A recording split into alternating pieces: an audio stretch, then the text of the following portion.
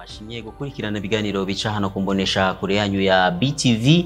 Numwanya mwiza kugira ngo tubashikirize amakuru mu Kirundi, amakuru duhera ku ngingo nkuru ziyagize. Usivye kike hariho izindi nzoga zifise uburakare burenza ibice 16 kwijana zikidandazwa ngaha mu gihugu cacu mu macupa mato mato amwe n'aya plastike. Mu gihe ubushikiranganji bw'ubudandaji bwari bwamenyesheje ko kuva kuwa mbere nzero umwaka wa 2024 izo nzoga zoba zakuwe kw'isoko zikakorerwa mu macupa ameneka apima mililitiro 750. Muraza kubikurikirana muri ano makuru. Nayo amazu ariko arubakwa ku mweha wa Kajaga arateye ubwoba abarovyi bakoresha uwo mweha, bakabona yuko ivyo bikorwa biriko biravogera ibikorwa byabo bya misi yose, bagasaba yuko botoregwa ibibazo inyishu ku bibazo bafise, na cyane ko atahandi bafise boja gukorera. Mukanya turaza kubashikiriza idonido ry'amakuru twabateguriye.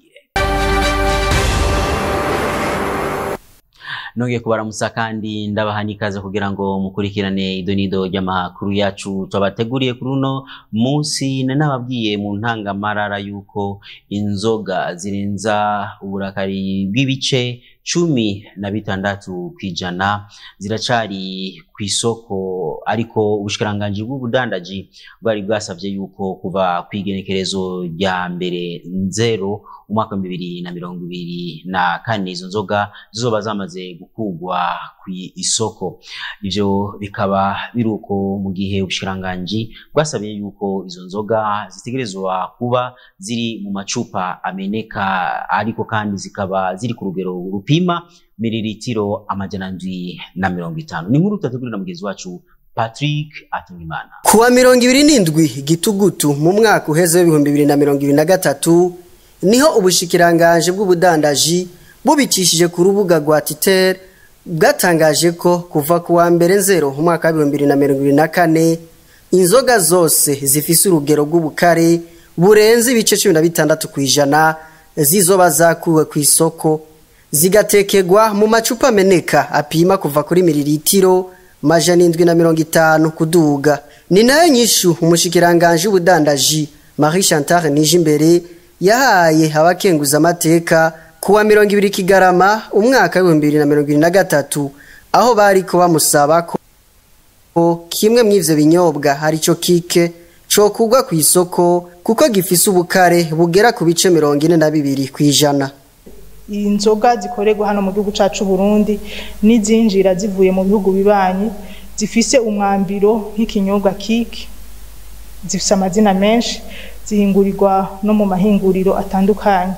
Iki gisata nkuko nabivuze nuko izi ngingo turiko turafata ni ngingo mperekeza kugira ngo abariko barahingura bose inzoga zirenza 16% d'alcool bashobore guhingura, mugabo bahingure inzoga zitari accessible ku bene gihugu, zizimvye, zitadandarizwa hari kuko hose kuko si kinyobwa gisanzwe. Umwe mu bemeye kuvugira ku vyuma vyacu asanzwe adandaza izo nzoga asaba ko leta yari ikwiye kongereza ikiringo cyo kuzikura ku isoko kugira izo baranguye zisohoke.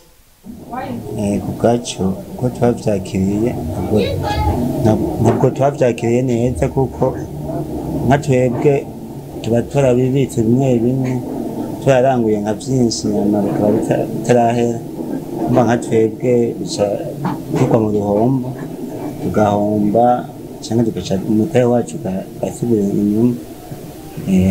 Mu ncamake bari bakwiye kuraba nyene cyangwa bari bakwiye kutunga nk'imisi nyene umuntu akaraba ngana yo kurisha nk'ibintu yari yararanguye bikagenda mu buryo.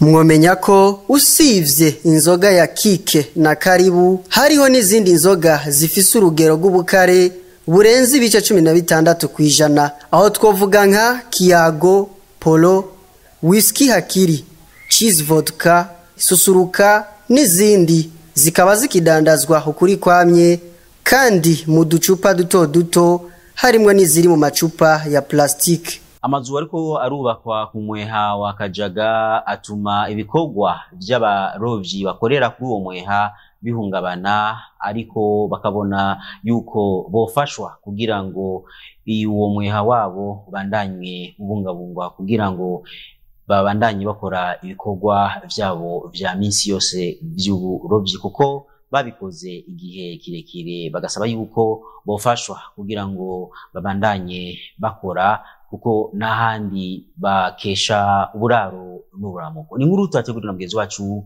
Bernice Igiraneza. Abarovyi bo kumwe wa Kajaga baratiye umutima uhagaze n'amazu ariko arubakwa ku nkengera z'ikiyaga Tanganyika, aho basanzwe bakorera akazi kabo bakibaza aho bagiye kuja. Bamwe mu bo twaganiriye baravuga ikibazo bafise. Ni kibazo cyo kuvuga none ko bubaka twe tuzokwimukira. Ico nico kibazo dufise. Hariyo nabandi bari bamaze kuvuga ni mukura amato mugende. Bagasaba leta ko yogira icikora kugira akazi kabo kabandanye neza. Saba leta idufashe kurikirana ibintu byo ngaha, iduha umutayi kuko twe turonse ikibanza ibindi tukwakwanya twebwe, kuko leta niyo ifise uburenganzira bo ngaha. Leta niyo ifise amategeko ku bintu byose. Leta niyo ishobora kuza ikahagarika abo ikavuga mwe barovyi murobera aha cyangwa mureka abo bubake, mwebwe tuzobarondera ahandi. Mwemenya ko umwe wa Kajaga ari umwe mu myeha yatanguye kubaho ku kiyaga Tanganyika.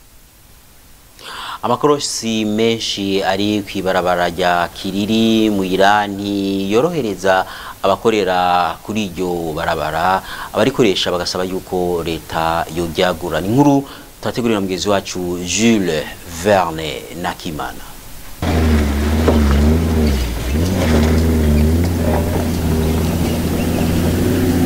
Ibarabara rya Kiriri muyira rirafise amakorosi menshi atoroshe gucamo, imvura iguye naho bica byunyuka uko amabuye acaja hejuru gaca bigorana kuhaca, bishikirizwa n'ababunguruza abantu basanzwe bahakorera. Imvura yaguye ntitworoherwa kuko imvovo cyane imvura yirikiragwa, imvovo zica mu ibarabara rikagira ibibazo rigapasagurika canke naho amabuye akaduga hejuru bikaca bitubuza ukuntu dushobora kurengana. Hari n'imodoka nini zishobora kurengana, iyo uri kurarengana kubera ibarabara ryaga ukaca usanga biratugora ukuntu twe dushobora kurengana. Hari n'igihe usanga birigashika nyene ugasanga no mu muferege urashobora kugwayo bivanye n'imodoka nini, kuko imodoka nini ntishobora guca ku mubari, nyinshi zica hagati na hagati. Ntibitworohereza cyane kubera imivo amazi aba yarenze amakanevu akinjira mu ibarabara rigacika cyane. Ibarabara ni ritoyi cyane kuko hariho umwanya umwe umuntu agusunikira mu manga wabutse ukuntu urengana w'imodoka kubera ibarabara ari ritoyi. Kandi izindi ngaruka mbi nziza ari igihe ugonga ibuye, amabuye y'imvura yaguye yagiye hejuru ukaca usanga uratembagaye, cyangwa ugasanga uciye mu musenyi ahantu imvovo yasuriye umusenyi mu barabara ukaza ubona uratembagaye mu musenyi. Ababunguruza abantu ku mamoto barafite icyo basaba leta kugira boroherwe mu kazi kabo. Leta nk'umuvyeyi wacu, nk'umuvyeyi w'abarundi, turayisaba yuko yoza ikatwagurira ibarabara kugira twese hamwe mu kurondera ubuzima tworoherwe. Twosaba yuko bodukorera ibarabara ryacu rikamera neza, kuko ni barabara novuga rikuru naryo nyene kuko rishika mu Ibugarama. Imigambi ya leta iryo barabara riterekanwa kuzokorwa neza, bakazorihuza n'ibarabara ry'igihugu nimero 1 rya Bujumbura Bugarama. Tukiri hariya nyine kuri college Kiriri, abunguruza abantu bakoresheje amapikipiki ngo ntiboroherwa mu gihe bariko bararondera igitoro, kuko badafise station ya hafi bashobora kunywesherezaho igitoro. Ni nkuru zateguriwe na mugenzi wacu Benoit Sindayigwanya. Abunguruza abantu ku mapikipiki Kipiki kumuyira aho ni muri zone Kanyosha mu ntara ya Bujumbura bafise igituro kuri kampisi Kiriri aho benshi bita ku ikoreji bavuga ko igitoro kibagora kuronka kuko ata station ibegereye ihari eka n'amabarabara ngo bacamwo nayo ngo ni mabi cane. Igitoro kiratugora ukuntu tukironka bivanye n'ukuntu tudashobora kumanuka hari epfo kugira ngo turonke igitoro. Kenshi tugenda kugikura ahantu bita ku Musaga kandi aho hantu bita ku Musaga naho tuvuye kampisi usanga ari kure n'amabarabara yaho abameze nabi. Nko mu gihe c'imvura hoho n'umuntu ashobora kureka gukora kubera ibarabara riba ryabaye nabi ahantu tugenda kunywa igitoro bikaba byagoranye. Ikigira kabiri twe ibarabara tunyongeramo tuduga ku muyira nuko ni barabara ritameze neza cyane bivanye n'ukuntu rikoze. Imvura ho yagoye arige tureka no gukora kubera ubunyerere buba bwasaze. Bagasaba leta ko yoborohereza ikabereka station iri hagufi nabo bagashobora kuronka igitoro bakoroherezwa mu kazi. Nukuri ico twosaba leta nuko yodufasha natwe ikaraba station yoba itwegereye nk'izi za Fidodido kugira ngo natwe dushobore koroherwa nk'abandi. Tubibutse ko iyo ngingo yo kubuza abunguruza abantu ku mapikipiki gushika mu gisagara ca Bujumbura yaroye mu ngiro kuva ku igenekerezo rya 21 Ntwarante 2022. Muri ibisi bikurirangiza umwaka ndabarahiye Tesa na Noeli, Tesa na Star Times. Nivyukuri ubuguze buke y'amezi abiri y'amayinite wahora ya Star Times uca wirabira buke yo hejuru yayo amezi abiri nyene. Sivyo gusa wahora buke yo hejuru iruta izindi baca bakongerera ko imizi 10 yose wirabira ataco winona. Nimwirabira amasanamu ya mbere Tesa kuri decoder za Star Times biraje vyihuse.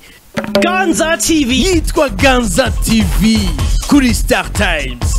Na ya decoder rurangiza Tesa ya Star Times DTH n'ibihumbi 50 gusa. Tesa na Noel, Tesa na Star Times.